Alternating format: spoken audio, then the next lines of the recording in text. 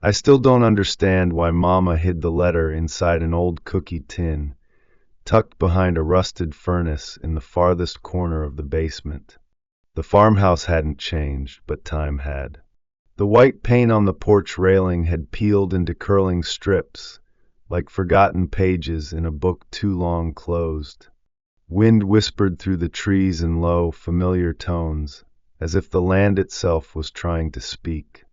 I hadn't been back in 31 years. I was there to pack it up, sell it, and finally say goodbye. But as I crossed the threshold, I realized something deeper had brought me home. Maybe it was guilt. Maybe it was a quiet, aching hope for something I couldn't quite name. The house smelled of cedar and dust, like memory preserved in amber.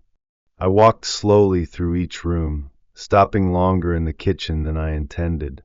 But it was the basement that called to me. That's where the silence lived. That's where the ghosts stayed. The stairs groaned under my weight as I made my way down. I passed old mason jars, forgotten tools, and a half-broken rocking horse from 1958. Then I saw it, half hidden behind a stack of paint cans and an old furnace, Mama's Christmas cookie tin. Red with faded snowflakes, rimmed with rust, and tied with a green velvet ribbon that had thinned over time. I hadn't seen it since the winter before she passed. Inside wasn't what I expected. No cookies, no recipe cards, just a single neatly folded letter, yellowed with age but unblemished by dust. She had tucked it there deliberately. Her handwriting, elegant, patient, danced across the page like music I hadn't heard in decades. There was no envelope, no date, no address, just a name. Thomas. My name. If you're reading this, my sweet Thomas, I imagine the world has changed in ways I could never imagine. Perhaps my hands are no longer here to hold yours. But I needed you to know I saw you. I saw the burden you carried. The silence between you and your brother was the heaviest thing in our home, and I wish I'd known how to lift it before I left. I sank onto the old wooden bench and closed my eyes. Her voice echoed in my memory, soft as sugar and stronger than time. I remembered her humming in the kitchen, gently tapping flour off her apron. She always smelled of cinnamon and garden soil. You and your brother, my two heartbeats, you loved each other once.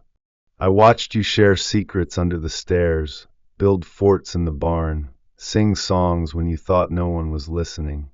But life turned your voices into walls. And I'm so sorry I didn't stop it. I felt my throat close. David.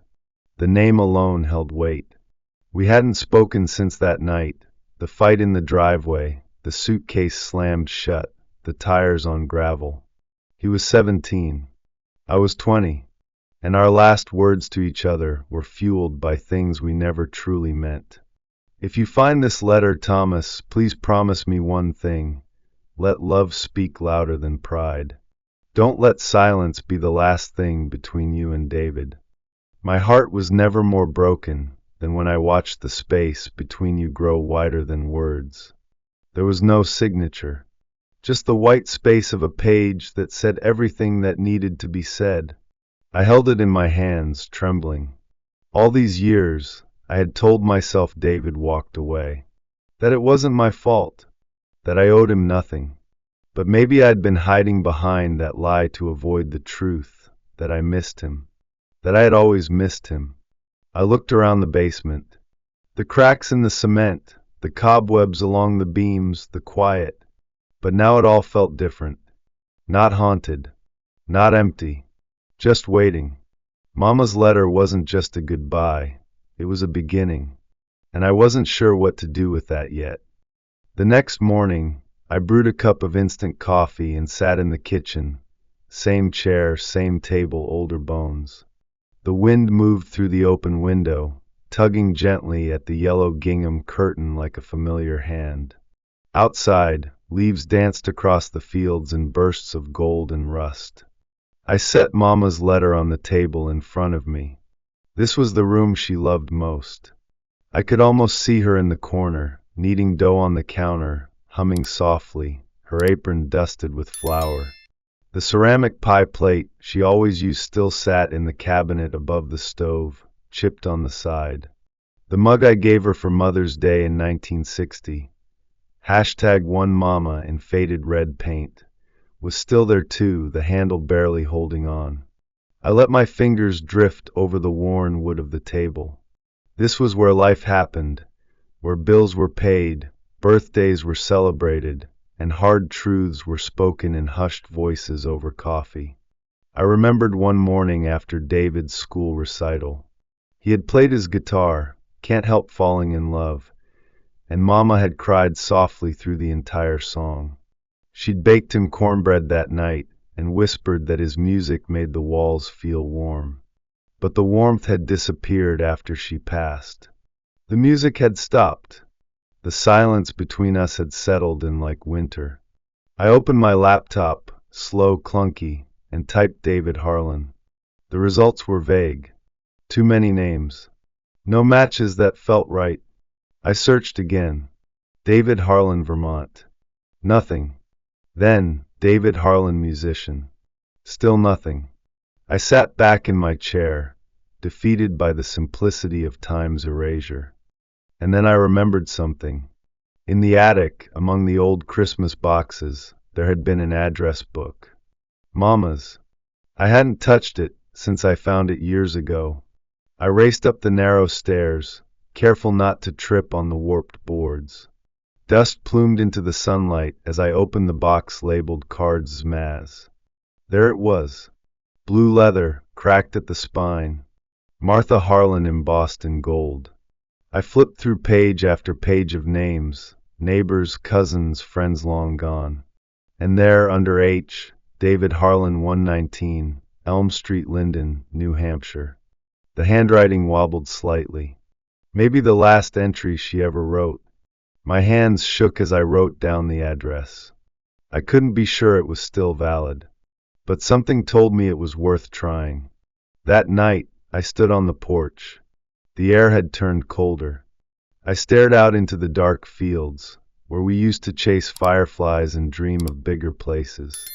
I'm going to find him, Mama, I whispered into the wind. And if he still remembers me, I'll bring him home. I didn't expect the voice on the phone to sound kind. I'd imagined someone brisk and clinical, calling to inform me of a distant relative's status. Instead, it was warm, quiet, but warm. Mr. Harlan, the man asked. My name is Mark. I work at Linden Pines Assisted Living in New Hampshire. I believe we have someone here who's been asking about you. I stopped breathing for a second. Who? His name is David Harlan. He mentioned your name for the first time in years. The world narrowed to a pinpoint. I sat down at the edge of Mama's old bed and held the phone to my ear like it might vanish. Is he all right? Mark paused. He has good days and bad. But yesterday he said your name. Told us about a guitar, about a brother who used to whistle through his teeth when he was nervous. That true? I smiled. Yeah, that's true. 2 days later, I stood at the end of a long, beige hallway that smelled faintly of peppermint and old furniture. The doors were numbered in brass, and each room had a photo clipped beside it, some smiling faces, some paintings, some empty. Room 204 had a picture of a guitar drawn in pencil, carefully shaded, lovingly smudged. I knocked gently. A nurse peeked out. He's awake. You can go in. He sat by the window, bathed in soft, dying light. His hair was nearly white now, thin and windswept. Shoulders sunken, spine slightly curled forward. But the profile, I'd know it anywhere. His hands rested in his lap, cradling a folded blanket. His fingers, long and delicate, looked like they still remembered chords. I took a breath. David. He didn't move at first. Then slowly he turned his head. Tom. My chest cracked open. I stepped inside, hesitant, as if afraid the moment might shatter if I moved too quickly. Yeah, It's me. He blinked a few times, like trying to believe his own eyes.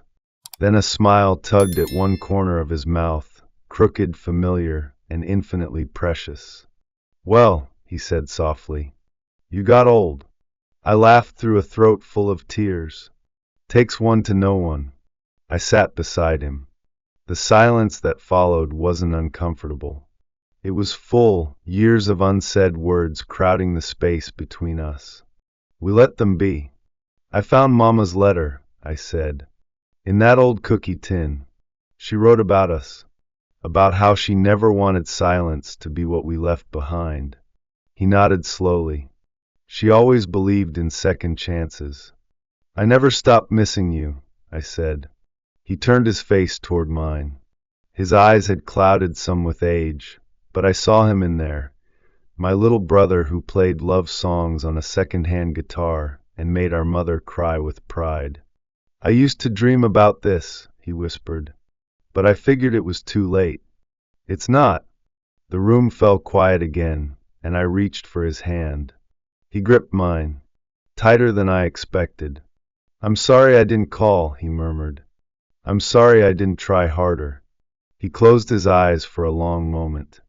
Maybe we were both just waiting for the other to go first. Maybe. But I'm here now. The light outside faded from gold to blue. We talked until dinner. He couldn't remember everything. Some names, some dates had vanished.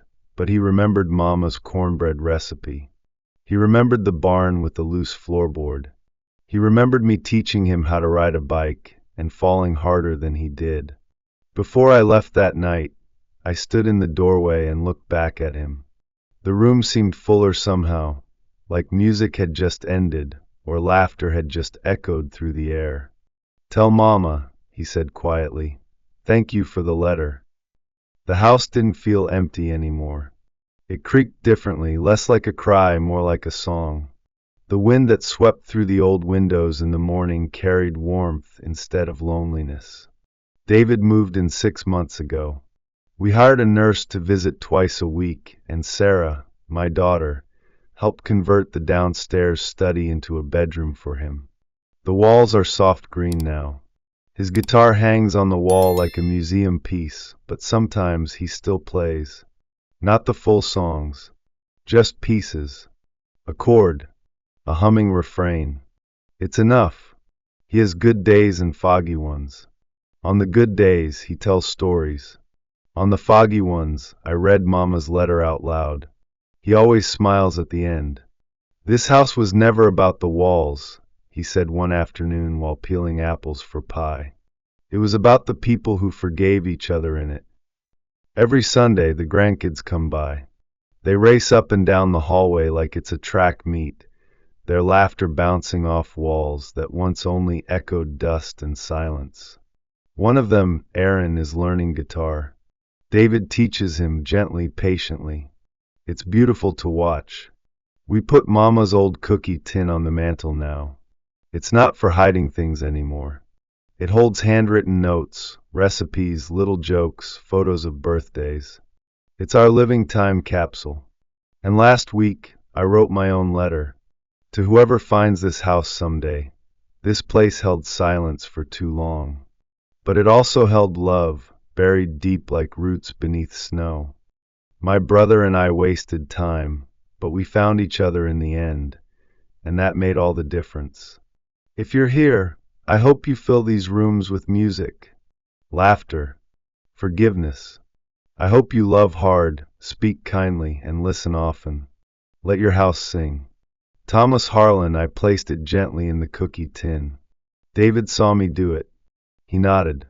Think someone will read it someday? He asked. I hope so, I said. But even if they don't, we wrote it with our lives. That evening, we sat on the porch, wrapped in quilts.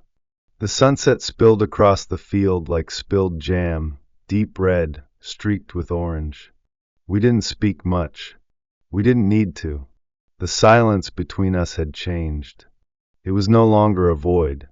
It was a bond, a quiet understanding, a home.